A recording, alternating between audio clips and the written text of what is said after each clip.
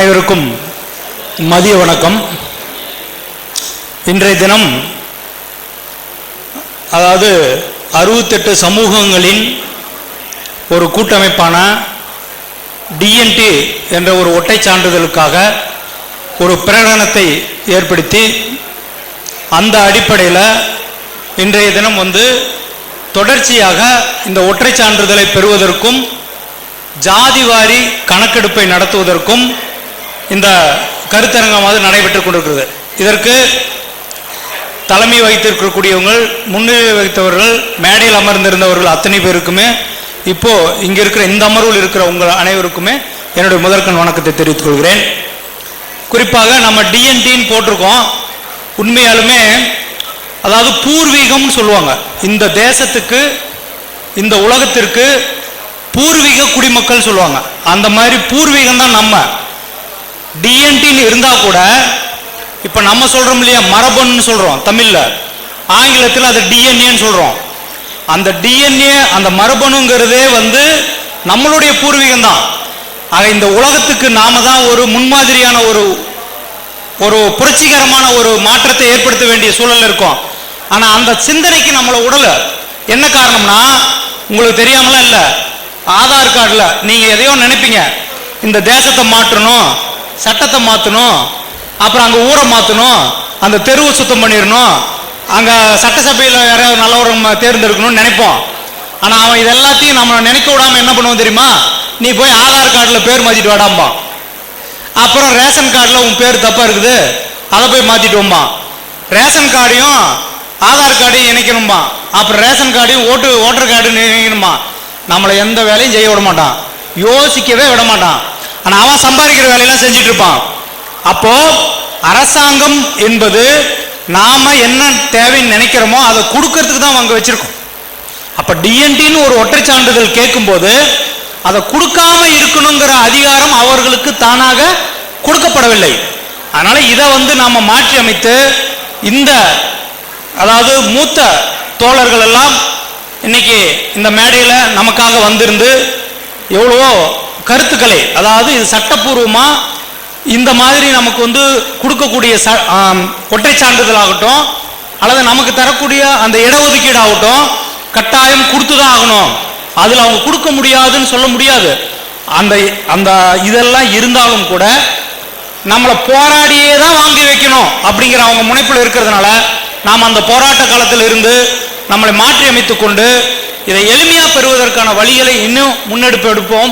அதற்காக அகிம்சா சோசியலிஸ்ட் கட்சியின் சார்பாக அகிம்சை வழியில உங்களோடு தொடர்ந்து நின்று போராடுவதற்கும் சரி, நீங்கள் எடுக்கும் எந்த ஒரு முடிவுக்கும் நாம் கட்டுப்பட்டு உங்களோடு தொடர்ந்து பயணிப்போம் என்று இந்த ஒரு நல்ல நாளில் உங்களுக்கு உறுதி கூறிக்கொண்டு வாய்ப்புக்கு நன்றி கூறி நிறைவு செய்து கொள்கிறேன். நன்றி, வணக்கம்.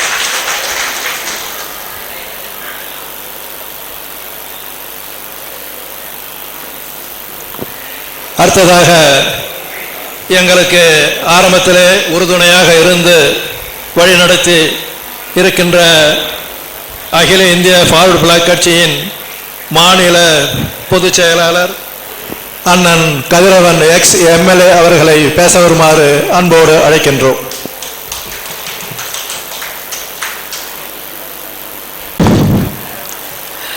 டிஎன்டி தான் எங்கள் என்ன தேவியாகவும் தேவனாகவும் இருக்கிறது. அதை நிறைவேற செய்வதற்குத்தான் இந்த கண்ணன் தேவி மண்டபத்திலே கூடியிருக்கிறோம் என்ற ஒரு பற்றுதலோடு அமைந்திருக்கிற 68 மக்களையும் அடியேன் அன்போடு வணங்குகிறேன். இஸ்ரேலும் ஈரானும் ஏவுது ஏவுகணை தான் தீர்வென்றால் இங்கே பார்க்க முடியாத ஒரு மனிதனை, அதுபோல் 68 சமுதாய மக்களும் ஒற்றுமையோடும் உண்மையோடும் உழைத்திட்டால் வாங்கிவிடலாம் டிஎன்டியினை. இல்லை என்றால் தமிழக அரசு வேலைகளில் பார்க்க முடியாது ஒரு டிஎன்டி மனிதனை. இதை சரி செய்ய இந்த நிகழ்ச்சியை ஏற்பாடு செய்த ஐயா காசிமாயனை வணங்குகிறேன். அதோடு இந்த நிகழ்ச்சிக்கு தலைமை பொறுப்பேற்று வந்திருக்கிற ஐயா பொதுவுடைமை போராளி, உரத்த நாட்டின் உறங்கா புலி ஐயா திரு சி மகேந்திரன் அவர்களையும் வணங்குகிறேன். அப்படி வணங்கி அடுத்த கட்டமாக எதிர்க்கட்சிகள் ஏக துரோகம் செய்தாலும் ஆளுங்கட்சிகள் அனைத்து துரோகம் செய்தாலும் அத்தனையும் மீதும் களையெடுத்து இந்த டிஎன்டி மக்களுக்கு எப்படி டிஎன்டியை வாங்கலாம் என்பதற்கான கருத்துக்கள் எல்லாம் தியாக உணர்வோடு எடுத்துரைத்த ஐயா பொது உடைமை போராளி ஐயா நமது தியாக அவர்களையும் நான் வணங்கி வாழ்த்த விரும்புகிறேன். அதோடு அகிலத்திலே அடாவடி நாயகன் அதிகமாக இருந்தாலும் பொய் சொல்லி நாயகன் பெருகி கிடந்தாலும் அத்தனையும் தள்ளிவிட்டு ஐயநாதனாக வந்து இந்த டிஎன்டி மக்களுக்கு எடுத்துரைக்க வந்திருக்கிற நமது ஐயா ஊடகவியாளர் ஐயநாதன் அவர்களை வணங்கி இந்த ஐயநாதன் சொல்லுகிற கருத்துக்களை அமைச்சர் மெய்யநாதன் கேட்டு எங்களுக்கு டிஎன்டி வழங்க தமிழக அரசிடம் முறையிட வேண்டும் என்று கோரிக்கை வைக்கிறேன்.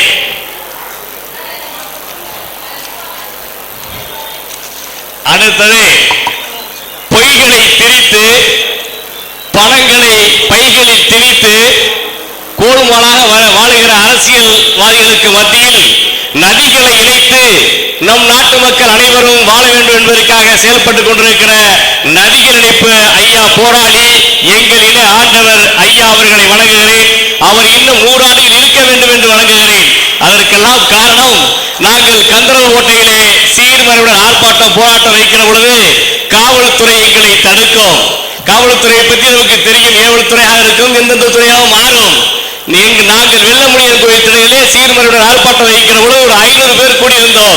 இந்த 500 பேரும் சாலையிலே நடந்து போகக்கூடாது என்று காவல்துறை அதிகாரி சொன்னார். நான் சொன்னேன், இந்த சீர்மறையுடன் சமுதாயம் கால்நடையாக நடந்து போகாமல் பாராசூட்ல பறந்து போக முடியும் என்று வாக்குவாதம் செய்து கொண்டிருந்தேன். அப்பொழுது ஒரு காவல்துறை அதிகாரி இங்கே இப்படி தடவினார், இன்னொரு காவல்துறை அதிகாரி இப்படி தடவினார். என்னை வந்து ஒருவர் கேட்டார், மருதபால் உங்களுக்கு புரியாத காவல்துறை பாணி காசு கேட்கிறார் என்று இடத்திலே சொன்னார். நான் கவலைப்பட மாட்டேன், இவர்களுக்கு காசு தர மாட்டேன், இன்னும் சற்று நேரத்தில் என் தலைவன் வந்து விடுவார் என்று சொன்னேன். அது மாதிரி என் தன்வன் வெண்தாடி வேந்தன் திரு ஐயா கண்ணன் அவர்கள் வந்தார்கள். அந்த காவல்துறை கலண்ட துறையாக மாறி அங்கங்கே இருந்து விட்டார்கள். அதன் பிறகு நாங்கள் சீர்குரு ஆர்ப்பாட்டத்தை செம்மையாக நடத்தினோம். ஆகவே இந்த ஐயா கண்ணவர்கள் இன்னும் பல 100 ஆண்டுகள் இருக்க வேண்டும் என்று வணங்கி அவர்களை வருகிறவர்களை வணங்குகிறேன்.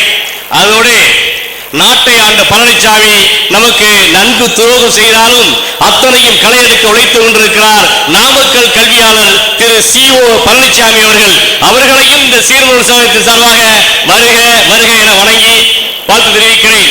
அடுத்தது கவுண்டர் பழனிசாமி கன துரோகம் செய்தாலும் அதையெல்லாம் களையெடுக்க இன்னொரு கவுண்டர் வந்திருக்கிறார் நமது முனுசாமி, அவர்களையும் இந்த சீர்மறை சங்கத்தின் சார்பாக வருக வருக என வரவேற்று அவரையும் வணங்குகிறேன். அடுத்தது பிற்படுத்தப்பட்ட மக்கள் தமிழ்நாட்டில் 116 இடத்திற்கு மேல் இருக்கிற பொழுது பின்பற்றி கொண்ட பழனிசாமி வன்னியருக்கு மட்டும் 10.5% இடம் அறிவித்தார். அப்பொழுது உடனிருந்த மந்திரிகள் வேல்கொள்ளை வேலுமணி, தரங்கட்ட தங்கமணி, இடைஞ்சல் தந்த ஏகமணி, அந்த மணிகளை எல்லாம் அப்புறப்படுத்தி விட்டு நமது சீர்மறை கொள்கை காக்க வந்த ஐயா மருத்துவர் செவமணி, நமது சமத்துவ போராளி துரைமணி, வேலுநாச்சியரை போன்று வேகமாக உழைத்திட்ட அம்மா தவமணி அவர்களை நான் இந்த நேரத்திலே பாராட்டி அவர்களுக்கு நான் வாழ்த்து சொல்ல விருப்பப்பட்டிருக்கிறேன்.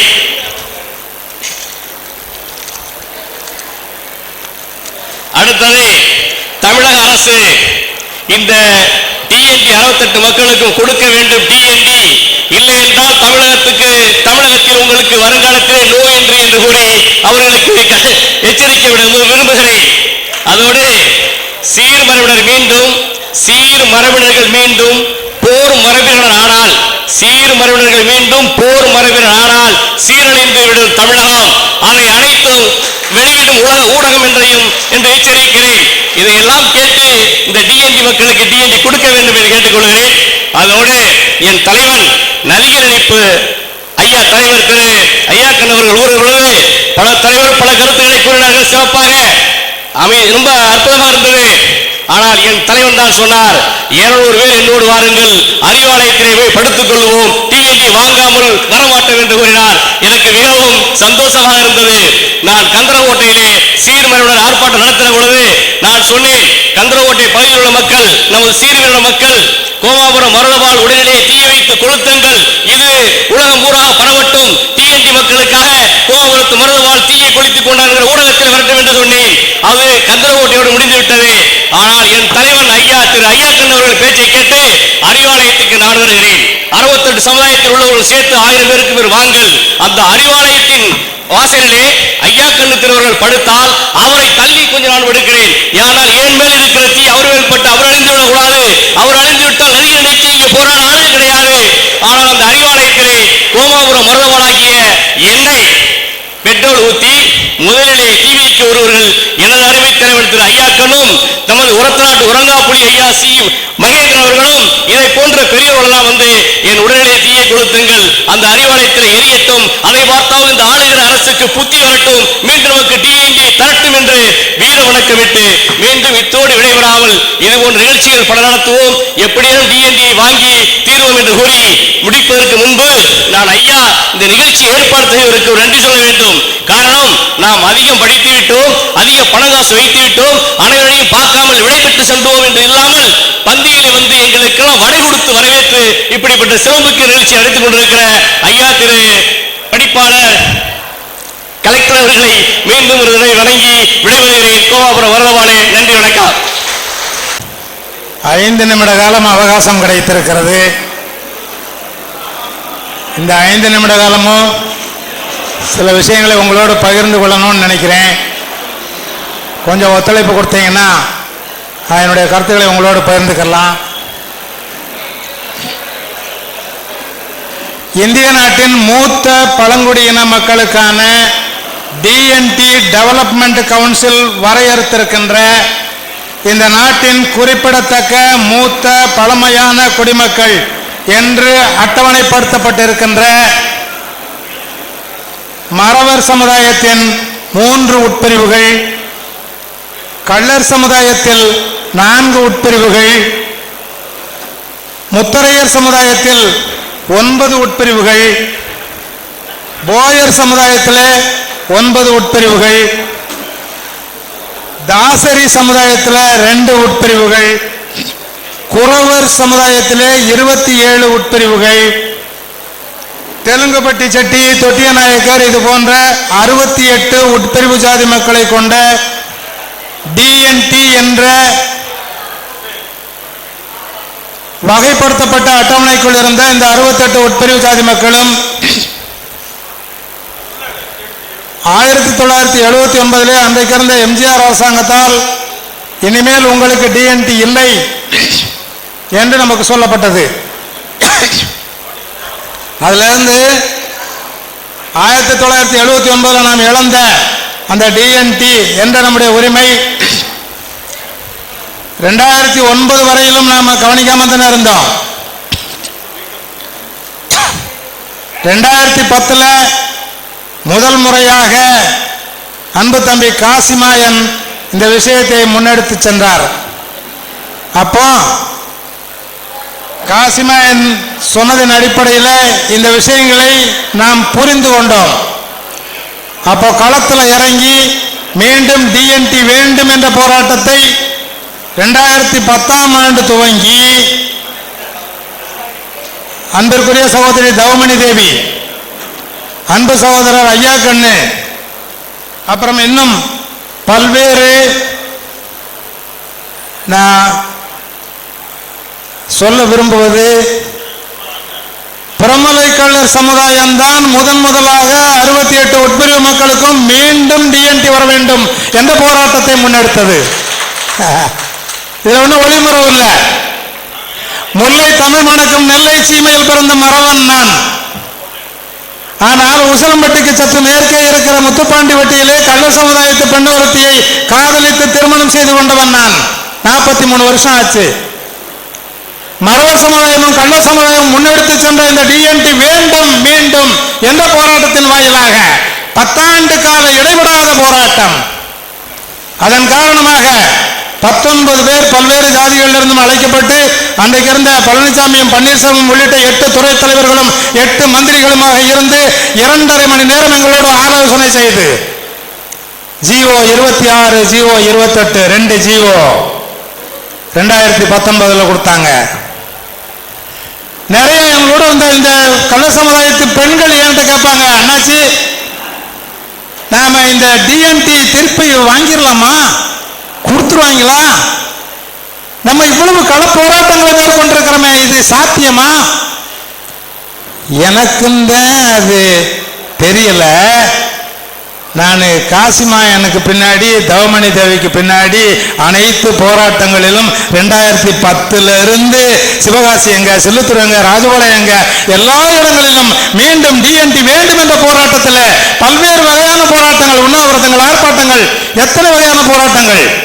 250வது வேலுநாச்சியாருடைய பிறந்த நாளிலே சென்னையிலே 250 வேலுநாச்சியார்களை முன்னிறுத்தி டிஎன்டி வேண்டும் என்ற போராட்டத்தை நினைச்சு பார்க்க முடியுமா? அத்தகைய போராட்டங்களின் வாயிலாகத்தானே மீண்டும் இந்த டிஎன்டி அப்படிங்கிற ஒரு பேருக்காவது டிஎன்டியை கொடுத்தாங்க. கொடுத்தவங்க என்ன செஞ்சாங்க? கீழே நீங்க டிஎன்சி, மேலதான் நீங்க டிஎன்டி. அதானே இப்போ சரி. 2 சான்றிதழ் இப்படி கொடுக்காதீங்க, இரட்டை சான்றிதழ் கொடுக்காதீங்க. ஒரு தோழர் சொன்னாரு 2 சான்றிதழை அப்படி கொடுக்காதீங்க, அது நல்லா இல்ல. அப்போ ஒற்றை சான்றிதழா கொடுங்கன்னு சொன்னோம். அப்ப ஆலங்குளத்திலே தேர்தல் பிரச்சாரத்திற்கு வந்த மு க ஸ்டாலின் அவர்கள் உத்தரவாதம் கொடுத்தார், நான் மீண்டும் முதலமைச்சரானால், முத்துவேல் கருணாநிதி ஸ்டாலின் என்று நான் பதவி பிரமாணம் எடுத்துக்கொண்டால் நான் மீண்டும் ஒற்றை சான்றிதழ் கொடுப்பேன். சொன்னாரா சொல்லலையா? எந்த வாயால சொன்னாரோ அந்த வாயி இத்தனை வருஷமும் அதை நிறைவேற்ற மறுப்பது என்பது எந்த வகையில் நியாயம்? என்ன சொல்றீங்க? என்கிட்ட கலைஞர் முதலமைச்சருடைய பிஎன்னு சொல்லி ஒரு நண்பர் ஒரு 40 நிமிட காலம் என்னோட அப்போ போன்ல பேசினார். இரட்டை சான்றிதழ் தவிர வேறு வழி இல்லை, அதை தவிர நீங்கள் உணர்ந்து கொள்ளுங்கள், புரிந்து கொள்ளுங்கள் அப்படின்னு எனக்கு புரிய வைக்க சொன்னார். 1978ஆம் ஆண்டு கல்வி தந்தை என்று நாம் போற்றுகின்ற தேவர் திருமகனாருக்கு அடுத்த தேவராக விளங்கிய மு.கே.ஆ. தேவர் அவர்களால் எனக்கு பழனியிலே கல்லூரி படிப்பை நான் மேற்கொண்டு பிகாம் பட்டப்படிப்பை முடித்தேன். அப்போ நான் டிஎன்டி அதுலதான் இருந்தேன். ஏன்னா நான் நெல்லை சீமையில் உள்ள மறவன் அப்படிங்கிறதுனால டிஎன்டி தான் இருந்தேன். 1979 ஆணையன் 1310 படி எம்ஜிஆர் அரசு அன்றைக்கு நீங்க 68 ஒற்றைவு சாதிகளும் டிஎன்டி கிடையாது. சரி, அப்ப நாங்க என்ன, கொஞ்சம் பேர் பிசி, கொஞ்சம் பேர் எம்பிசி, கொஞ்சம் பேர் வேற எங்கிட்ட போங்க. இதுதானே நடந்தது. காசிமாயன் எங்களுக்கு சொல்லுகிற வரையிலும் அதுதானே இருந்தது. 2009 கடைசியிலே காசிமாயன் சொன்னார், 1979 ஆணையன் 1310 படி நாம் டிஎன்டி என்ற கோட்டாவை இழந்திருக்கிறோம். ஆனாலும் எம்ஜிஆரை தெய்வமாக மதிக்கிற ஜனங்கள் இங்கே.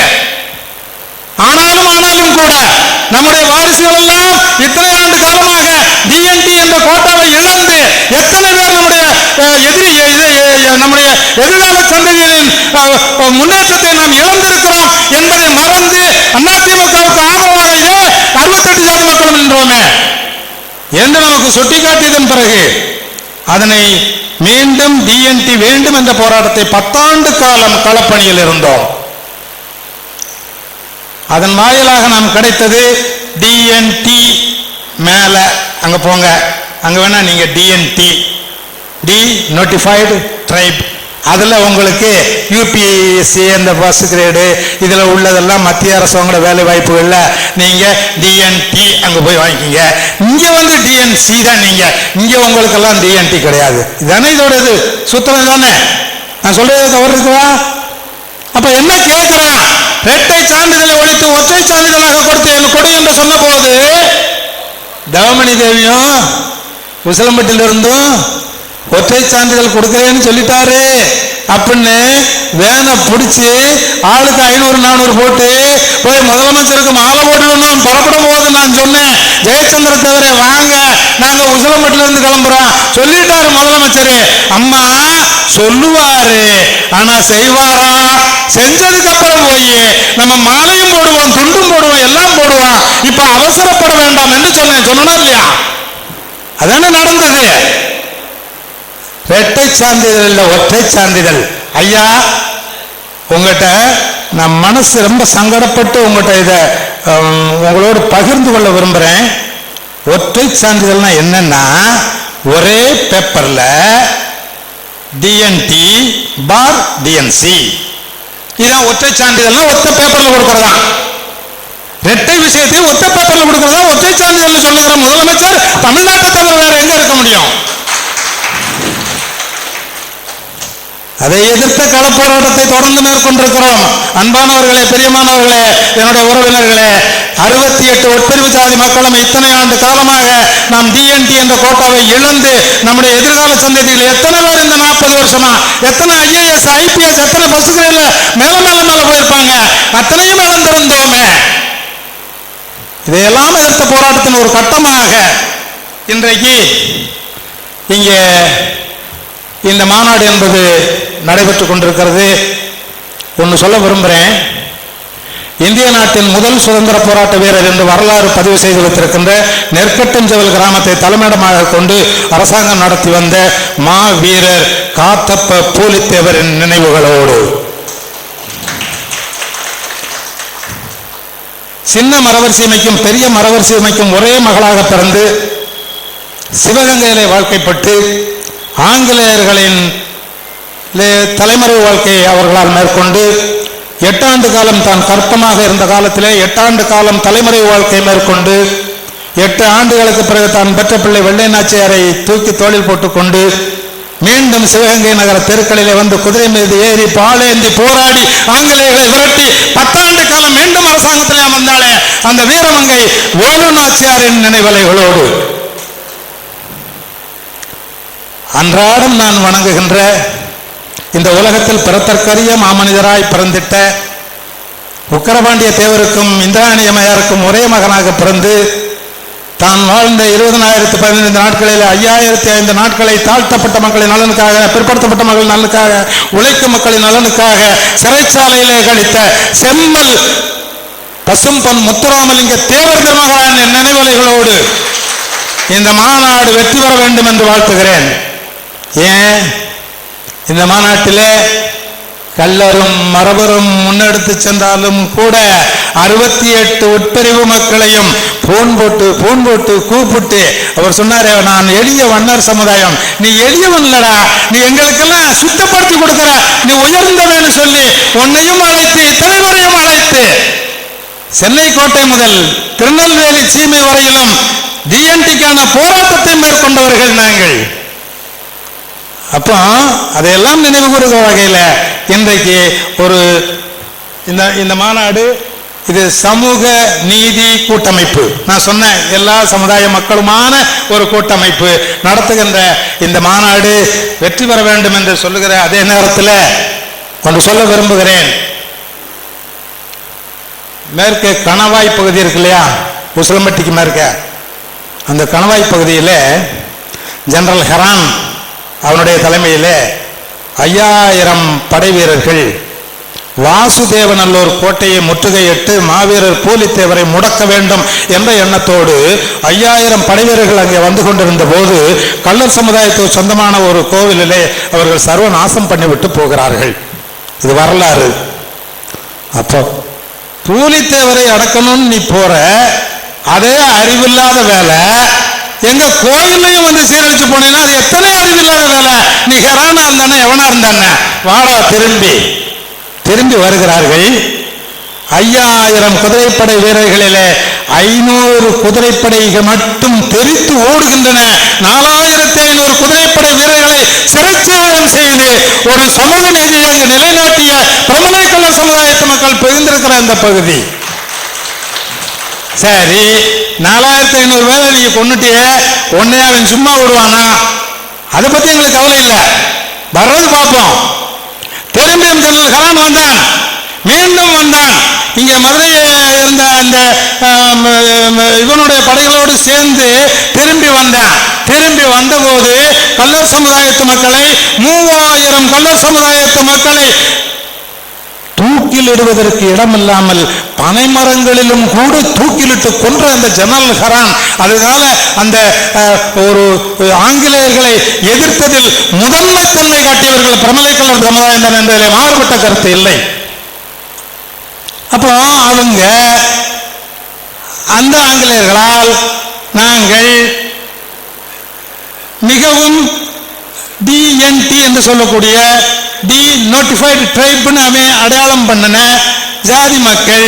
அதனால அந்த ஜாதி அந்த முத்திரையை மீண்டும் எங்களுக்கு கொடு, நாங்கள் முன்னேற வேண்டும் அப்படின்னு கேட்கறதுல என்ன விதமான ஆச்சரியங்களும் இல்லை.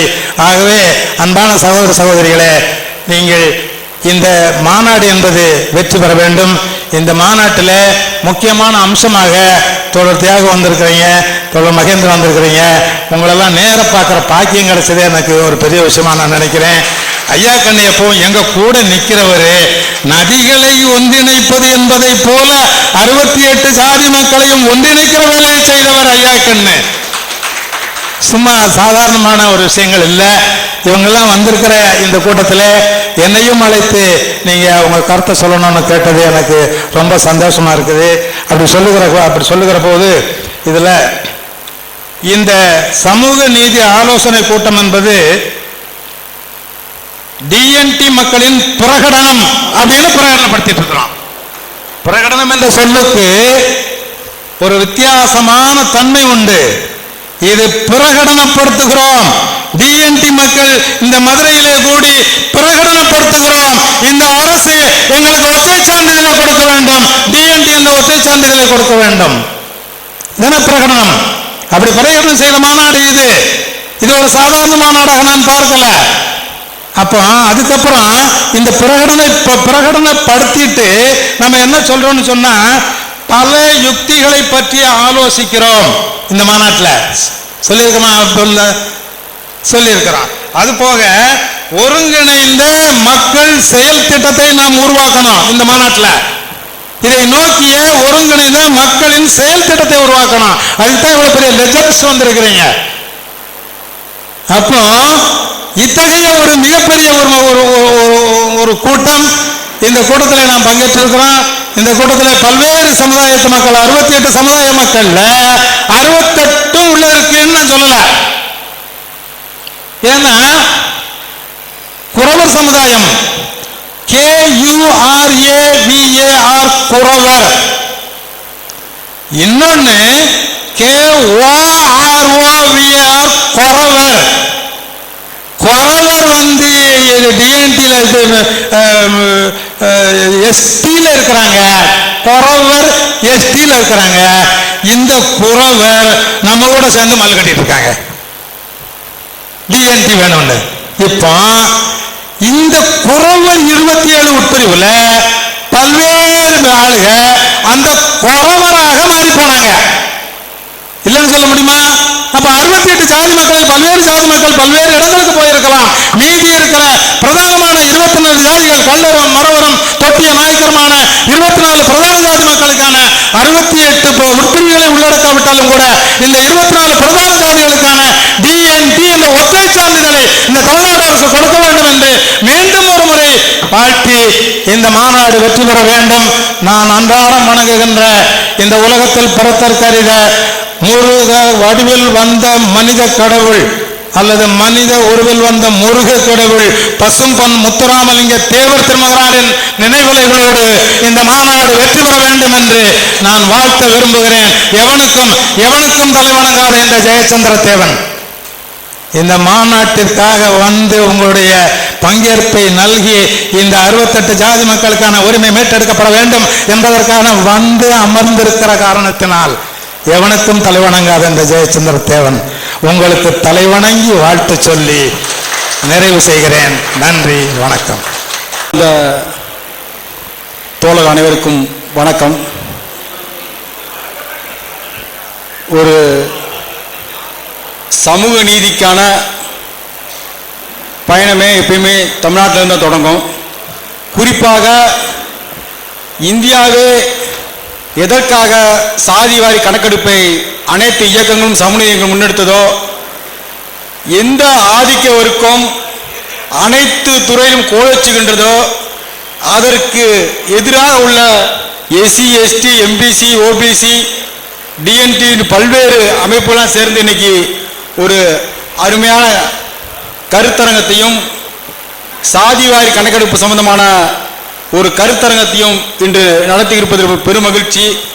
இதற்கு ஏற்பாடு செய்த அண்ணன் காசிமாயன் அவர்களுக்கும் துரைமணி அவர்களுக்கும் அருமை தோழர் மருது அவர்களுக்கும் மற்றும் காலை அமர்வில் கருத்துக்களை பதிவு செய்த திராவிட விடுதலை இயக்க தோழர் அண்ணன் குளத்தூர் மணி அவர்களுக்கும், இந்திய கம்யூனிஸ்ட் கட்சியின் மூத்த தலைவர் தோழர் சி மகேந்திரன் அவர்களுக்கும், தமிழ் தேச விடுதலை இயக்க பொதுச் செயலாளர் தோழர் தியாகு அவர்களுக்கும் மற்றும் விவசாய சங்க தலைவர் ஐயாக்கன் அவர்களுக்கும், இப்படி பல்வேறு பொது உடைமை திராவிட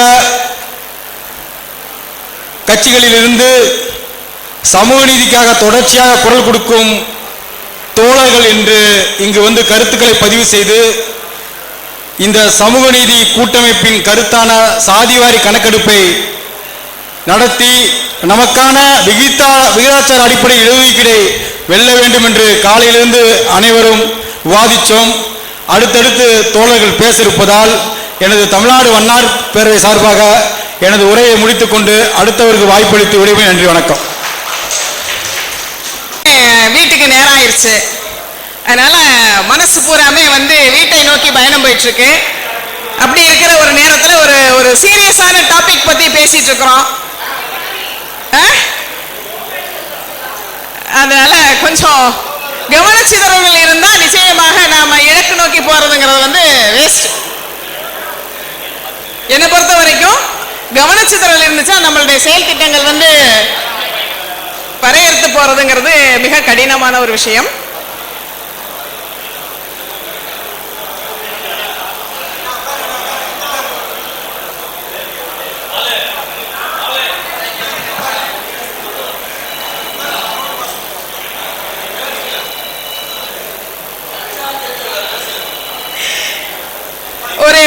அதாவது அரசு அமைப்புல ஒரு காக்கா, ஒரு குருவி, ஒரு புலி, ஒரு சிங்கம் எல்லாத்தையுமே அரசு என்ன செய்யும்?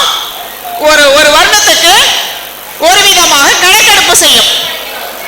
எத்தனை புலி இருக்கு காட்டுல, எத்தனை சிங்கம் இருக்கு, எத்தனை காண்டாமிருகம் இருக்கு அப்படின்னு கணக்கெடுக்கும். ஆனா அதையெல்லாம் விட கேவலமா போச்சு இந்த மனித பிறவி. அதையெல்லாம் விட கேவலமான ஒரு சூழல்ல இந்த மனித பிறவி வாழ்ந்துட்டு இருக்கிறோம். ஐயா, மனிதத்தை தான் எத்தனை மனுஷன் இருக்கா, எத்தனை ஆம்பளை இருக்கு, எத்தனை பொம்பளை இருக்கு, எத்தனை குழந்தை இருக்குன்னு ஒரு டீடைல்ஸ் கொடுக்குறீங்க, சரிங்களா? அது யார் கொடுக்குறாங்கன்னா வேர்ல்டு ஹெல்த் ஆர்கனைசேஷனுடைய கட்டாயத்தினால அதை கொடுத்துட்டு இருக்கிறாங்க. இன்னைக்கு இந்த சமூகத்துல ஜாதி ரீதியான சமநீதி பேசுறோம். சமத்துவம், சமநீதி எல்லாம் இல்ல திராவிட கட்சிகள் நிறையவே பேசுவாங்க. அப்ப சமத்துவம், சமநீதி எதன் அடிப்படையில் கொடுக்குறீங்க? அந்த ஜாதி அமைப்பை சார்ந்த மக்களுக்காக தானே அந்த இடஒதுக்கீடு, மற்ற விஷயங்கள், சலுகைகள் எல்லாம் கொடுக்கிறோம். அப்ப அந்த ஜாதி வாரியான கணக்கெடுப்பு நடக்கலைன்னா அந்த ஜாதிக்குரிய நீதி அங்க கிடைக்காது. அப்ப அது வந்து அநீதி இல்லையா? ஆக சமூக நீதி வேணும்னா கட்டாயமாக ஜாதி வாரியான கணக்கெடுப்பு நடத்தியே ஆகணும். சரி, ஜாதி ரீதியான கணக்கெடுப்பு நடத்தணும்னா அதுக்கு முன்னாடி என்ன செய்யணும்னா இந்த டிஎன்டில இருக்கக்கூடியவங்க எல்லாம் யாரு? டிஎன்டி யாரு? யார் யாரு டிஎன்டி? நாளைக்கு வந்து ஒரு சென்சஸ் எடுக்கிறதுக்கு ஒரு அரசு அதிகாரியை போட்டுறாங்க. ஐயா, நான் வந்து தொட்டியனாக்கரு, நான் இங்க இருக்கேன், அங்க இருக்கேன், அங்க இருக்கேன், எங்க இருக்கேன்? அப்ப டிஎன்டினா யாருங்கிறது ஒரு வரையறை இருக்கு. நமக்கு முதல்ல அந்த புரிதல் வேணும். ஏற்கனவே உறவினர் கதிரவன் தெளிவா சொல்லிட்டு போயிட்டாரு. வெள்ளக்கார பீரியட்ல ஜாக்ரிபிக்கல் அப்படின்னு சொல்லக்கூடிய புவியியல் அமைப்பு சார்ந்து வாழக்கூடிய பகுதியில இருந்த எந்த பகுதி மக்களுக்கு வெள்ளக்காரே குற்றப்பழங்குடி சட்டத்தை போட்டானோ அந்த பகுதி மக்கள் மட்டும்தான் அந்த டிஎன்டி சான்றிதழை பெறுவதற்கு தகுதியானவர்கள்.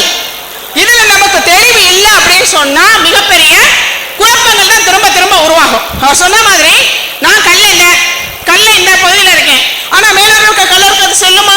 செல்லாது. ஏன்னா குற்றப்பழங்குடி சட்டத்துக்குள்ள அந்த பகுதி மக்கள் வரல. அப்ப குற்றப்பழங்குடி சட்டத்துல எந்த மக்கள், எந்த பகுதி மக்கள் வந்தாங்களோ அவன் தான் டிஎன்டிங்கிறத முதல்ல நமக்கு தெளிவாய்க்கணும். நான் இந்த ஜாதிக்குள்ள பிறந்தேங்கிறதுக்காக நான் டிஎன்டியா மாறவே முடியாது. அதுலயும் குறிப்பா 1979க்கு முன்னாடி யாரெல்லாம் டிஎன்டி சான்றிதழ் பெற்றார்களோ அவர்கள் மட்டுமே அந்த டிஎன்டியை திருப்பி மீள் உருவாக்கம் செய்வதற்கு தகுதியானவர்கள். அதை தாண்டி நான் இந்த சமூகத்துக்குள்ள இருக்கேன், இந்த சமூகத்துக்குள்ள இருக்கேன், அதனால நான் வந்துருவேன் அப்படிங்கிறது மிக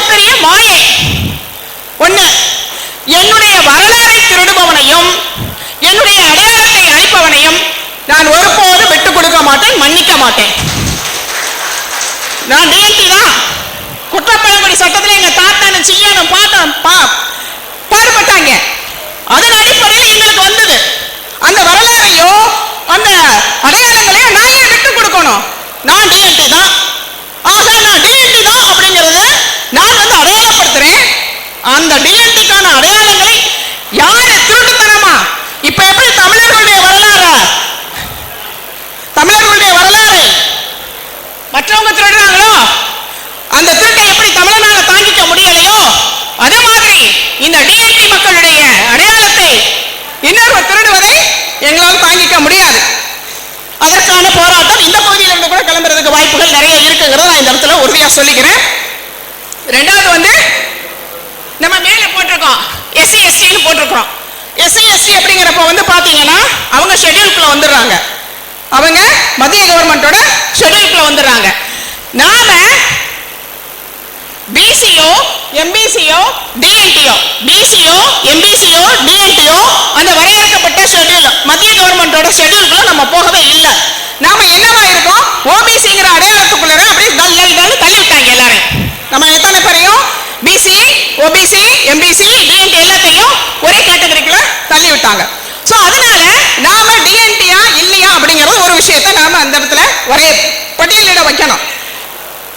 ஸ்டேட் கவர்மெண்ட்ல மட்டும், அதாவது தமிழக அரசுல மட்டும் நாம வந்து அந்த நான் வந்து டிஎன்டியா இருக்கேன் எனக்கு ஒரு இதை கொடு அப்படின்னு சொல்லி கேட்கறத விட நாம வந்து மத்திய கவர்மெண்ட்லயும் அதை வந்து ஷெட்யூல் பண்ண வைக்கணும். மத்திய கவர்மெண்ட்ல நாம அதை ஷெட்யூல் பண்ணாதான் இப்ப எப்படி எஸ்சி எஸ்டி ஷெட்யூல் வந்து இந்தியா முழுக்க இருக்கும். தமிழ்நாட்டில் இருக்க எஸ்சி கேரளாவில் போனாலும் அவர் எஸ்சி தான், அந்த சாதி. ஆந்திராவுக்கு போனாலும் அவர் எஸ்சி தான், அவர் மாற மாட்டாரு. ஏன்னா அந்த மாநிலம் வந்து அவங்கள பட்டியல் பண்ணி சென்ட்ரல் கவர்மெண்ட்டுக்கு கொடுத்துருச்சு, மத்திய கவர்மெண்ட் கொடுத்துருச்சு. நம்மள இன்ன வரைக்கும் மத்திய கவர்மெண்ட்டுக்குள்ள நம்ம கொண்டு போகல. நம்மள கொண்டு போகணும். போனா மட்டும்தான் நாம வந்து மத்திய அரசுடைய நிறைய சலுகைகளை நாம அவங்க கொடுக்கக்கூடிய விஷயங்களை பூரா நாம பெற முடியும். அதே நேரம் ஸ்டேட் கவர்மெண்ட்டுக்குள்ள நம்ம போகணும் அப்படின்னு சொன்னோம்னா இந்த 68 டிஎன்டிங்கிறத வந்து நாம இன்னும் வந்து வரைமுறைப்படுத்தணும். அவங்க சொன்ன மாதிரி அந்த மாநிலம் அந்த மாவட்டம் இந்த மாவட்டம் அப்படிங்கிறத விட நாம இன்னும் வரையறைப்படுத்துறது நல்லதா இருக்கும்னு நான் நினைக்கிறேன். குறிப்பாக வந்து நம்ம இது அடுத்த கட்டத்துக்கு எடுத்துட்டு போகணும்னு சொன்னா சமநீதி எனக்கும் வேணும், உங்களுக்கு வேணும், எல்லாருக்குமே வேணும். காக்கா குருவி 50 பேருக்குமே நீதி வேணும். அந்த நீதி கிடைக்கணும் அப்படின்னு சொன்னோம்னா நாம வந்து சில வரையறைகளை எப்படி கொண்டுட்டு போறது, என்ன பண்றது அப்படிங்கறத வந்து ஒரு கூட்டமைப்பாக அல்லது ஒரு குழுவாக இருந்து அதை வந்து ஒரு செயல் திட்ட வடிவமைக்கணும். என்ன பண்ணலாம் போராட்ட காலத்துல? ஏன்னா இந்த திராவிட கட்சிகளுக்கு மக்கள் மேலாம் எந்த திராவிட கட்சியாவும் இருக்கட்டும், அது ஏடிஎம்கே இருக்கட்டும், டிஎம்கே இருக்கட்டும், யாரா இருந்தாலும் எந்த கட்சிகளுக்கும் மக்கள் மேல அக்கறைங்கிறது கிடையாது. வேணா வந்து ஐயோ நீதான் அப்படியும், ஆனா அது வந்து செய்யாது, முதுகுல குத்துறதுக்கு தயாரா இருக்கும். நமக்கும் இந்த நேரத்தில் அரசியல் தேவை. நமக்கு தேவை வந்து கட்சி அரசியல் இல்லை, மக்கள் அரசியல். மக்களை வந்து பொலிட்டிசைஸ் பண்ணணும், மக்களை வந்து அரசியல் மயப்படுத்தணும். உனக்கு வந்து இந்த பிரச்சனையை உன் பிரச்சனைன்னு அவனை வந்து கொண்டுட்டு போக வைக்கணும், அவனை உணர வைக்கணும். ஆனா அதுக்கான ஒரு செயல் திட்ட வடிவமைக்கணும்னா எல்லாரும் இப்படி பண்ண முடியாது. ஏன்னா பாதி பேர் கலைஞ்சு போயிட்டோம். நிறைய பேருக்கு சில விஷயங்கள் புரியவே புரியாது. ஆக ஒரு கூட்டமைப்பு சகோதரர் காசிமாயன்கிட்ட நான் ஒரு கோரிக்கை வைக்கிறேன். சகோதரர் காசிமாயன் கிட்ட ஒரு கோரிக்கை வைக்கிறேன். இந்த அமைப்புல இருந்து ஒரு சின்ன கூட்டத்தை குழுவை போடுங்க. குழுவை போட்டு ஒரு செயல் திட்டத்தை வடிவமைங்க. போராடாமல் எந்த மனிதனும் வெற்றி அடைய முடியாது. ஓடாத மானம் போராட மனிதனும் வெற்றி அடைய முடியாதுங்கிறத இந்த நேரத்தில் நான் சொல்லிக்கிறேன். அது போக வந்து 2024 ஒரு அரசு ஆணை தானப்பா, அது அரசு ஆணை ஒண்ணு போட்டிருக்கிறாரு நம்ம ஸ்டாலின், முத்துவேல் கருணாநிதி மகன் ஸ்டாலின் போட்டிருக்கிறாரு. என்ன போட்டிருக்கிறாருன்னா நான் வந்து ஒத்தை சான்றிதழாக மாற்றி கொடுப்பேன்னு சொல்லி இருக்கிறாரு. சோ அந்த முத்துவேல் கருணாநிதி மகன் ஸ்டாலினை கேள்வி கேட்பதற்கு இந்த அரங்கத்திலும் இந்த 68 அமைப்புக்குள்ளவே மக்கள் இருக்காங்களா? கேள்வி கேட்க திராணி உள்ள மனிதன் இருக்கானா அப்படின்னா அது மிகப்பெரிய கேள்விக்குறி. இதை எப்படி கேட்க போறோம், எப்ப கேட்க போறோங்கிறதையும் இந்த நேரத்தில் உங்க முன்னாடி வச்சுட்டு நான் விடைபெறுகிறேன். நன்றி, வணக்கம். இன்று காலையிலே வருகை புரிந்து கம்யூனிஸ்ட் கட்சியினுடைய தலைவர்களை மற்றும்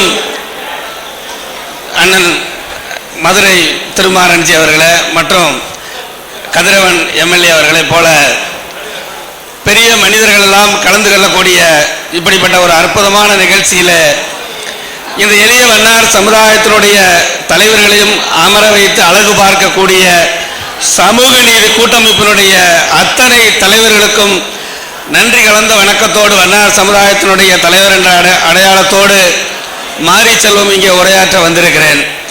எங்களை பொறுத்தவரை வண்ணார் சமுதாயம் என்பது எம்பிசி பட்டியலில் இருக்கிறோமா அல்லது தாழ்த்தப்பட்டோர் பட்டியலில் இருக்கிறோமா என்பது இன்னும் இந்த நாட்டை ஆண்டு கொண்டிருக்கக்கூடிய அமைச்சர்கள் உட்பட தெருவில் இருக்கக்கூடிய கவுன்சிலர் உட்பட தெரியாத ஒரு சூழ்நிலையிலே இந்த வண்ணார் சமுதாயம் இருந்து கொண்டிருக்கிறது. இப்படிப்பட்ட தருணத்தில் எங்களுடைய ஒரு அடையாளத்தை எங்கள் சமுதாயத்திற்கு உழைத்த முன்னோர்களை எல்லாம் அடையாளப்படுத்தி வண்ணார் சமுதாயத்திற்காக ஒரு அரசியல் கட்சியும் பதிவு செய்து என்னால் முடிந்தவரை இந்த சமுதாயத்திற்கு பணியாற்றி கொண்டிருக்கின்றேன். இந்த தருணத்தில் இந்த சமூக நீதி கூட்டமைப்பினுடைய ஒரு தொடர்பு கிடைக்கப்பட்டது. கிடைக்கப்பட்ட காலத்தில் இருந்து ஐயா காசிமாயன் அவர்கள் என்னை தொடர்பு கொண்டு இந்த மாநாட்டு இந்த மாதிரி விஷயங்களை நீங்கள் வந்துக்கணும் தம்பின்னு சொன்னதை போல கலந்துக்கிட்டா. ஐயா காசிமாயன் அவர்களை பற்றி ஒரே ஒரு வார்த்தையில் சொல்லணும்னா, இந்த புக்கு சிவகாசியில் நான் தான் பிரிண்ட் பண்ணேன். அப்போ குறிப்பிட்ட டைம் 3 நாள் 10,000 புக்கு ஒரே 3 நாள் அடிச்சு கொண்டு வந்து இந்த தம்பி செய்வான்றத காசிமாயன் புரிஞ்சுக்கிட்டாரு. மற்றவர்கள்ட்ட இருக்கக்கூடிய திறமையை புரிஞ்சு மற்றவர்களை வேலை வாங்கினா தான் அந்த ஒரு சமூகம் அந்த கட்டமைப்பு முன்னுக்கு வரும். அப்படிப்பட்ட ஒரு யார் வேணாலும் இன்னைக்கு எல்லாம் செய்யலாம். இந்த அச்சு தொழில் அங்கே உள்ள ஒரு குறிப்பிட்ட சமுதாயம் தான் செய்வாங்க. வண்ணாராகிய நாமளும் செய்கிறோம். அந்த மாதிரி நம்ம இன்னைக்கு எல்லாம் கால வளர்ச்சி வளர்ந்துருச்சு. இப்போ எம்பிசி அப்படிங்கிற ஒரு வரலாறு எங்களுடைய வண்ணார் சமுதாயத்தை பெருந்தலைவர் ஆட்சி காலத்தில் தாழ்த்தப்பட்ட ஒரு பட்டியலில் இணைப்பதற்காக எடுத்த முயற்சியின் பொழுது வண்ணார் சமுதாயத்தை சார்ந்தவர்கள் அன்டச்சபிள் தீண்டத்தகாதவர்கள் பட்டியலில் வரவில்லை என்ற காரணத்தை முன்னிறுத்தி தான் எம்பிசி என்கிற ஒரு கேட்டகரி எளிய வண்ணார் சமுதாயத்தால் தான் உருவானது என்பது ஒரு வரலாற்றை ஐயா காசிமாயன் அவர்கள் தான் எங்களுக்கு சொன்னார்கள். சொல்லியும் கூட நாங்கள் நம்பல. அப்படியா நம்ம சமுதாயம் அந்த காலத்தில் உழைச்சிருக்க போறாங்க அப்படின்னு. பிறகு இப்போ எங்களை ஏசியில் சேர்க்கறதுக்கும் அரசாங்கம் முன்னுக்கு வர மாட்டேங்குது. எம்பிசியில் தனி இட ஒதுக்கீடு கேட்கறனாலும் எங்கள் சமுதாயத்தை சேர்ந்தவங்களே என்ன சொல்றாங்க, நீ பெரிய சமுதாய தேவர்கள்லாம் இருக்கக்கூடிய ஒரு இதில் நீ போய் போற வைக்கிற அப்படின்னு அவங்க கேஸ் போட்டு அதை குறிப்பிட்ட ஒரு சமுதாயத்திற்கு கொடுக்கக்கூடாதுன்னு சொல்லி வச்சிருக்காங்க. அப்படிங்கிற ஒரு இதை லாக் பண்றாங்க.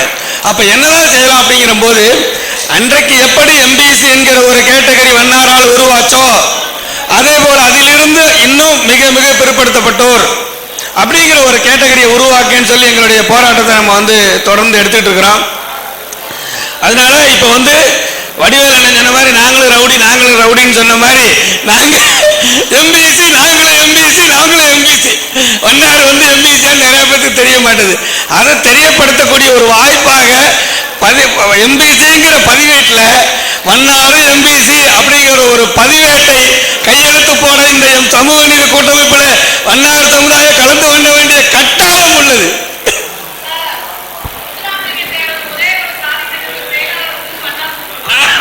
ரொம்ப மகிழ்ச்சி. அதே போல முத்துராமலிங்க தேவரை பத்தி சொன்னதால நான் ஒரு கருத்து, தேவர் சமுதாயத்துக்கு அந்த வரலாறு அவருடைய வாழ்க்கை வரலாறு தெரியுமோ இல்லையோ, எங்களுடைய துணி துவைக்கக்கூடிய அத்தனை பேரும் தேவர் பாட்டை பாடித்தான் துணி துவைப்பாங்க. அப்படி அவர் மேல ஒரு பற்று. இன்னும் கூட ஒரு பிசியா எங்க பெரியப்பா ஒருத்தர் பிசி போலீஸா இருந்தாரு. தேவருடைய உயிர் பிரிகிற நேரத்தில் அந்த மயில் இறந்ததை கண்ணால பார்த்த ஒரே சமுதாயம் வண்ணார் சமுதாயம். ரோட்ல போகும்போதெல்லாம் அவர் உயிரோடு இருந்த வரைக்கும் திருநகர்ல போற வழியில சொல்லுவாரு, நேற்று சத்தம் மாதிரி இருக்குது காலம் அப்படின்னு. அப்படி அனைத்து மக்களோடு நம்ம ஒன்றிதான் இருக்கிறோம். தொடர்ந்து எங்களுடைய போராட்ட களம் இருக்குது. சமூக நீதி கூட்டமைப்புல எங்களுக்கு ஒரு முத்திரை கொடுக்குறாங்க. அதே மாதிரி அண்ணன் நரிக்கிற ஒரு சமுதாயத்து மேல நான் ரொம்ப ஒரு பற்றுதலா இருப்பேன். ஏன்னா ரோட்ல பாவம் அந்த பூச்சி பாசி வித்துட்டு இருப்பாங்க, மறுவட்டம் போகும்போது பிச்சை எடுப்பாங்க, அதுக்கடுத்த வட்டம் பார்த்தா இறந்து போயிடுவாங்க. நான் இதைத்தான் சமூக நீதி மாநாட்டில் சொன்னேன். 10.5 நீ உயர்ந்த சாதி அவர் ஒரு குறிப்பிட்ட சாதி கொடுக்குறிய, உனக்கு துணித வச்சு உனக்கு முடிவெட்டி விடுற வண்ணார் சமுதாயம் உனக்கு கீழே இருக்கிற நரிக்கிற சமுதாயம் கொடுக்க மாட்டேன்னு சொல்லி ஒரு வார்த்தை சொன்னேன். மறுநாளே இந்த வன்னியர் சமுதாயத்தை சேர்ந்த யூடியூப்ல வெட்டுவேன் குத்துவேன் 1008 பதிவு.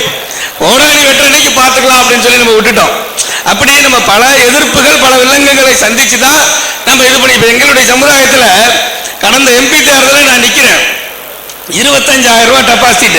உங்களுக்கு என்ன 25,000, உங்களுக்கு என்ன 25,000, நாங்களும் எம்பிசி தான்ப்பா.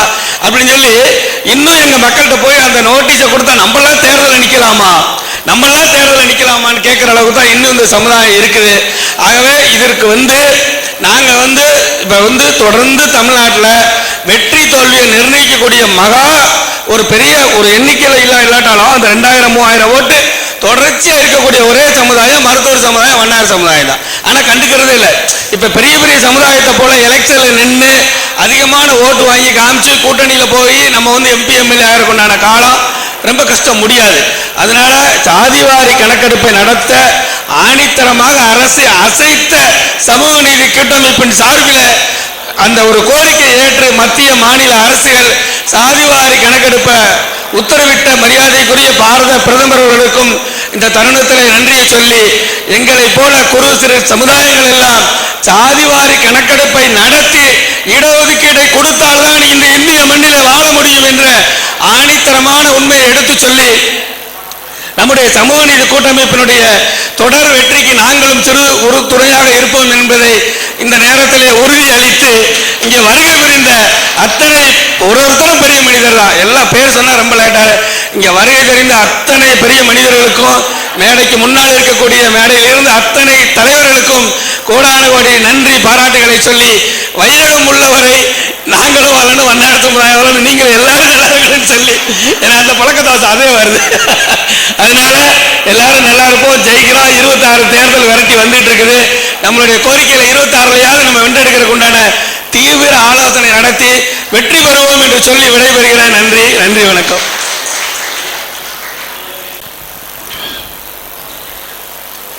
அனைவருக்கும் வணக்கம். சமூக நீதி கூட்டமைப்பு சார்பாக நடைபெறுகின்ற இந்த மிகப்பெரிய கூட்டமானது வருங்காலத்தில் தமிழகம் பேசப்படும் கூட்டமாக மாறும் என்பதில் எந்த மாற்று கருத்து இல்லை. அதே சமயத்தில் இந்த சமூக நீதி கூட்டமைப்பு டிஎன்டியில் இருக்கின்ற நண்பர்களுடைய உழைப்பு உண்மையிலே என்னை போன்ற ஆட்களுக்கெல்லாம் பிரமிக்க வைக்கிறது. தொடர்ச்சியாக கூட்டத்தை நடத்தி கொண்டு இருக்கின்றார்கள், மிக்க மகிழ்ச்சி. இருந்தாலும் கூட இதில் நான் ஒரே ஒரு விஷயம் சொல்கிறேன். நான் படிக்கும்போது என்னுடைய சர்டிஃபிகேட்டில் பிசி, 89க்கு பிறகு எம்பிசி. அதாவது இந்த சமுதாயம் பார்த்தீங்கன்னா ஒவ்வொரு சமுதாயமும் ஒவ்வொரு பிரச்சனையை பேசிக்கிட்டே இருந்தாங்க. ஆனால் இந்த பழங்குடியின மக்களை பொறுத்தவரைக்கும் பார்த்தீங்கன்னா வாழ்க்கையே பிரச்சனை, வாழ்வதே பிரச்சனை, தூங்குறதுக்கு பிரச்சனை, சாப்பிட்றதுக்கு பிரச்சனை, தங்குறதுக்கு பிரச்சனை, எல்லாமே பிரச்சனை. இந்த பழங்குடியின மக்களுடைய பிரச்சனை பேச போனா நான் பிசி எம்பிசியில் இருக்கும்போது அந்த மக்களோட தொடர்பு கொண்டு பழக்க வழக்கம் பண்ணி பேசுறதுக்கும், பழங்குடியின மக்கள் வந்ததுக்கு பிறகு அம்மா வந்திருக்காங்க, அங்க பழங்குடியுடைய மாநில தலைவர் வந்திருக்காங்க, மகேஸ்வரி அம்மா வந்திருக்காங்க. அவங்களோட சேர்ந்து இப்போ 37 பழங்குடியின மக்களை ஒன்றிணைக்கிற பணிகளை நாங்கள் திறம்பட செஞ்சுக்கிட்டு இருக்கோம்.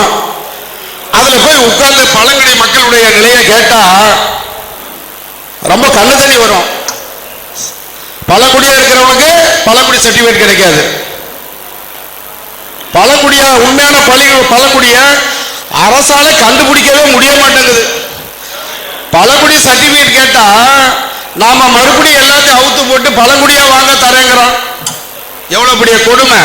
ஆனா ஒரு சந்தோஷமான விஷயம், நம்ம சமூக நீதி கூட்டமைப்புல நரிக்கிறவர்களாகிய நாங்க சேர்ந்து போராடியதற்கு உண்டான ஒரு விளைவு 7/8/2002 நினைக்கிறேன், மதுரையில் ஒரு மிகப்பெரிய மாநாடு நடந்தது. அந்த மாநாட்டில் நாங்கள் ஒரு பெருவாரியான ஆட்கள் எங்களுடைய நரிக்கிற சமுதாயத்திலையும் திரண்டு கலந்துக்கிட்டோம். ஐயா போன்ற ஆளுங்கெல்லாம் தெரியும். அதில் கலந்துக்கிட்டு நாங்கள் உரையாற்றியதை கண்டு எங்களுடைய கூட்டம் சமூக நீதி கூட்டமைப்போட டிஎன்டியோட இந்த மக்களோட ஒன்று இணைந்து விட்டார்களே என்று சொன்னாங்க. என்ன அந்த மிகப்பெரிய கூட்டத்தில் அனைத்து ஜாதிகளையும் குறைந்தபட்சம் ஒரு 150 சமுதாயம் உட்கார்ந்திருந்த தலைவர் மீட்டிங்ல இந்த சமூக நீதி கூட்டமைப்பு என்னையும் பேச வச்சாங்க. என்னுடைய நிலையை எடுத்துரைச்சு பேசுறது பிறகு இந்த சமுதாயத்தினுடைய நிலையை பேசின பிறகு, சுதந்திரம் கிடைச்சி நூற்றாண்டை நோக்கி போய்கொண்டிருந்த காலத்துல கண்டுக்காத ஒரு அரசு அந்த மாநாட்டுக்கு பிறகு 14வது கோரிக்கையா எங்க கோரிக்கையை எடுத்து பிரதமரை பார்க்க ஓடினாங்கிறது உங்க எல்லாத்துக்கும் தெரியும். அதனால இந்த சமூக நீதி கூட்டமைப்பில் இருக்கின்ற அத்துணை சமூக தலைவர்களுக்கு இந்த நேரத்தில் நான் நன்றிகளையும் வாழ்த்துக்களையும் தெரிவிக்க கடமைப்பட்டிருக்கேன். ஏன்னு கேட்டா பல நாள் போராட்டம், நான் 35 வருஷமா போராடுறேன் இந்த சமுதாயத்தை பழங்குடியின மக்கள் பட்டியலை கொண்டு வர சொல்லி. கன்னியாகுமரியிலிருந்து சென்னை 900 கிலோமீட்டர் நடந்தே போனேன். ஒரு 30-40 பேரை வச்சுக்கிட்டு அங்கங்க 100-200 பேரை திரட்டிக்கிட்டு ஒரு பேப்பரை எடுத்துக்கிட்டு நாங்க ரொம்ப பின்தங்கி இருக்கோம், சமுதாயத்தில் பின்தங்கி இருக்கோம், தங்குறதுக்கு இடம் இல்ல, சாப்பிடறதுக்கு சாப்பாடு இல்ல, உடுத்த நல்ல உடை இல்ல, எங்களை பழங்குடியின மக்கள் நாங்க காட்டுல வாழ்ந்து வந்தவங்க உணவே சாப்பிட்டது இல்ல. ஒரு ஹிஸ்டரி, சின்ன ஹிஸ்டரியை சொல்லிடுங்கய்யா. நிறைய பேர் சில சமூகங்கள் ஒரு சமூகத்தினுடைய மொத்த வரலாறு தெரியாம வெளியில ரொம்ப பேசுறாங்க. நீங்க எல்லாம் தளத்துல பார்த்திருப்பீங்க. நாங்க எங்களுக்கு எங்களை சமுதாயத்தை பொறுத்தவரை பார்த்தீங்கன்னா உணவு என்பது அரிசியில் கிடைக்கின்ற சாப்பாடு என்பது எப்ப கிடைக்குது? சுதந்திரத்துக்கு பிறகு. அதுக்கு பிறகு என்ன செஞ்சோம்? காடுகளை, புலிகளை, சிங்கங்களை வேட்டையாடுறது. அதை தடை பண்ண பிறகு பறவைகளை வேட்டையாடுறது. இதே போல ஒரு சமுதாயத்தை அந்த சமுதாயம் என்ன பட்டியலும் அந்த பட்டியலும் சேர்க்கிறதுக்கு 75 இருந்து 76 ஆண்டு காலம் இந்த அரசுக்கு தேவைப்பட்டுச்சு. அதனோட விளைவு என்ன? நீங்க எல்லாம் பாக்குறீங்க. யாராவது படிச்சு வேலைக்கு போயிருக்காங்களா? இல்ல. யாராவது ஒரு நல்ல பொருளாதாரத்தில் முன்னுக்கு வந்திருக்காங்களா? இல்ல. யாராவது எங்கேயாவது எங்க பாத்தீங்கன்னாலும் நீங்க ஒரு குடிசைக்கு கீழே தான் இருப்பாங்க, எங்கே மரத்தடியில் தான் இருக்காங்க. இந்த நிலைக்கு யார் காரணம்? இப்ப நீங்க இருக்கின்ற இந்த முயற்சி இன்னும் கொஞ்ச காலத்துக்கு முன்னாடி இந்த சமூக நீதி கூட்டமைப்பு நடத்திக்கிட்டே இருந்தா நம்ம உரிமையை நம்ம பெற முடியும். நம்ம உரிமையை பெறணும்னா களத்துல நம்ம போராட தயாரா இருக்கணும். போராட்டம் தான் வாழ்க்கை. இப்பெல்லாம் அரசியல்வாதியை பொறுத்தவரை என்னன்னு கேட்டீங்கன்னா அவருடைய பிரச்சனையை முடிச்சுக்கிட்டு மூட்டை கட்டியாச்சு. அந்த மூட்டையை பாதுகாக்கிறதுக்கு உண்டான டைமே அவங்களுக்கு இல்ல.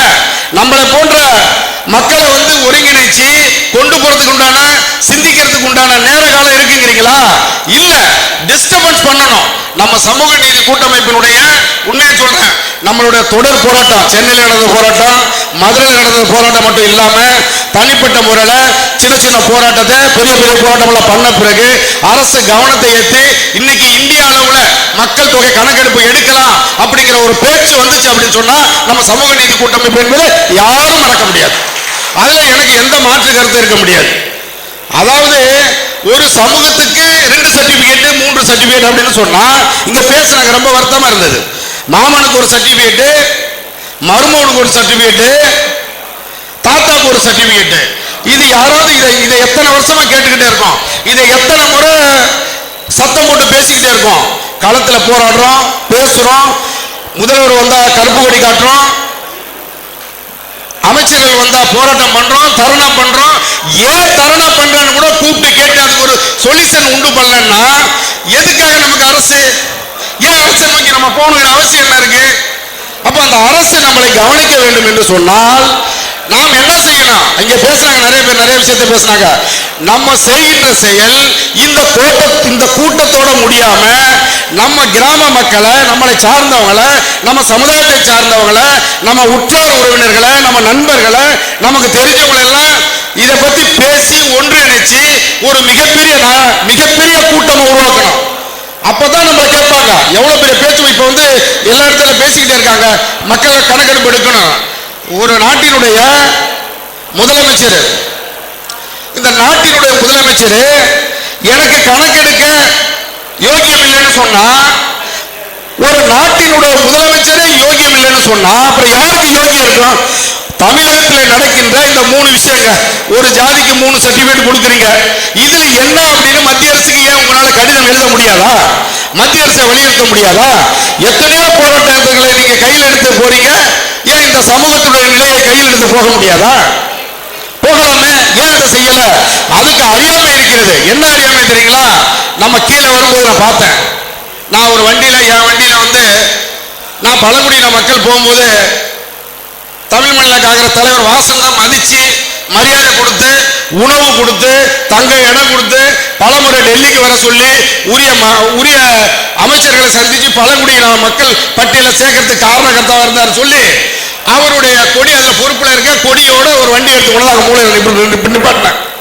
நிப்பாட்டி அங்கிருந்து கிராஸ் பண்ணி வரும்போது பார்த்தீங்கன்னா ஒரு குறைந்தபட்சம் ஒரு 15 இருந்து 20 கார் கீழே நின்று இருந்துச்சு. இப்போ எவ்வளவு நிற்கும் தெரியாது, நின்று இருந்துச்சு.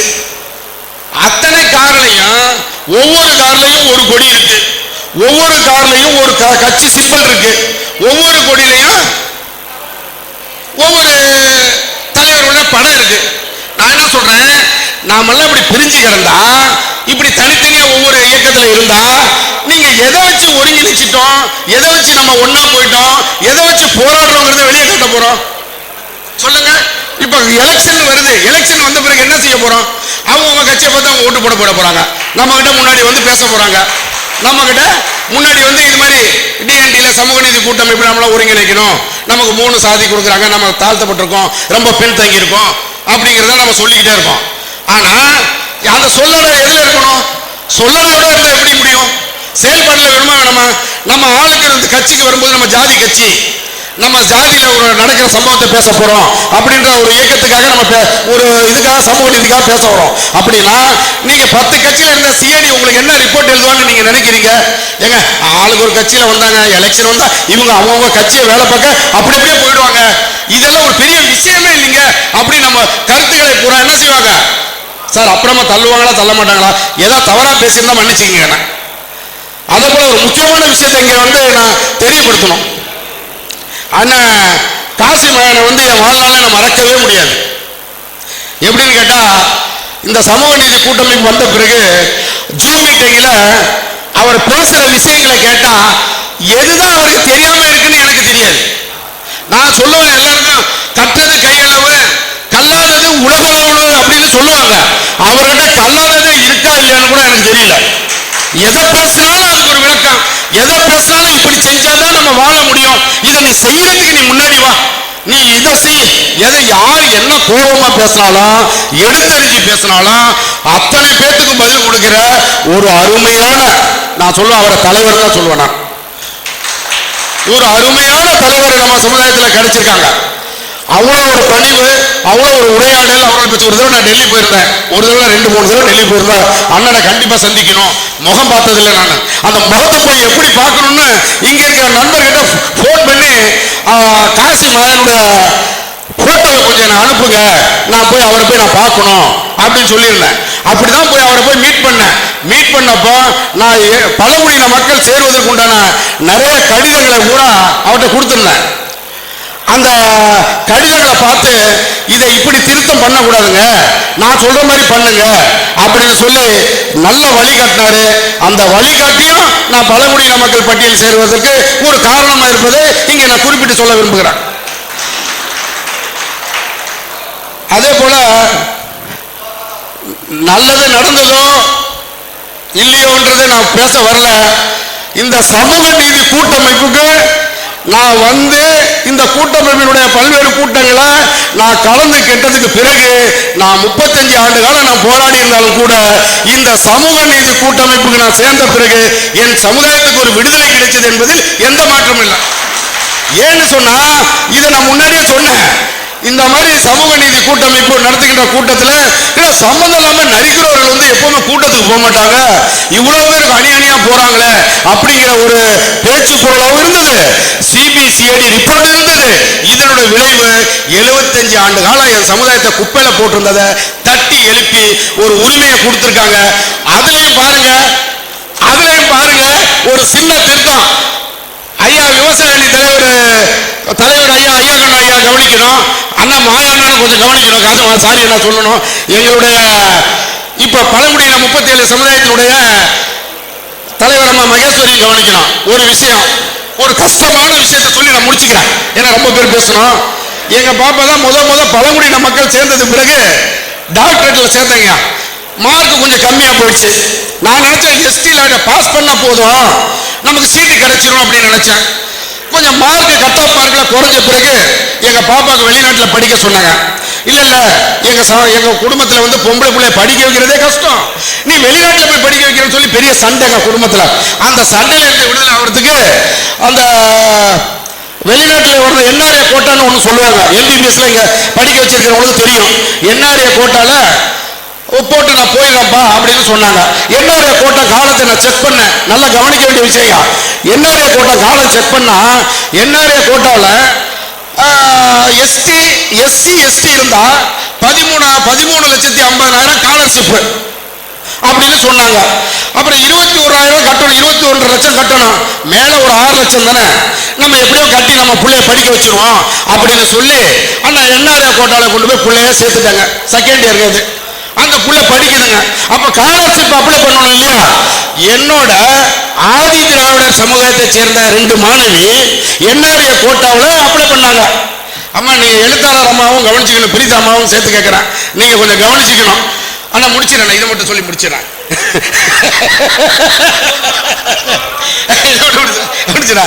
அதாவது என்ஆர்ஏ கோட்டான்னு போட்டு எஸ்டிக்கு 13,50,000 மானியம், எஸ்சிக்கும் 13,50,000 மானியம். அப்படி நான் உடனே மேல 6 லட்சம் தானே கட்ட போறோம், எப்படியோ கட்டி நம்ம பிள்ளைய டாக்டர் ஆக்கிடுவோம்னு சொல்லி பிள்ளைய சேர்த்தாங்க. ஸ்காலர்ஷிப் வருதுங்க. ஒரே கல்லூரிங்க, முத்துக்குமரன் மெடிக்கல் காலேஜ் மாங்காடு சென்னையில. அந்த ஆதி திராவிடர் மாணவியும் எங்க பாப்பாவும் ஒரே கல்லூரியில படிக்கிறாங்க, ஒரே வருஷத்துல படிக்கிறாங்க.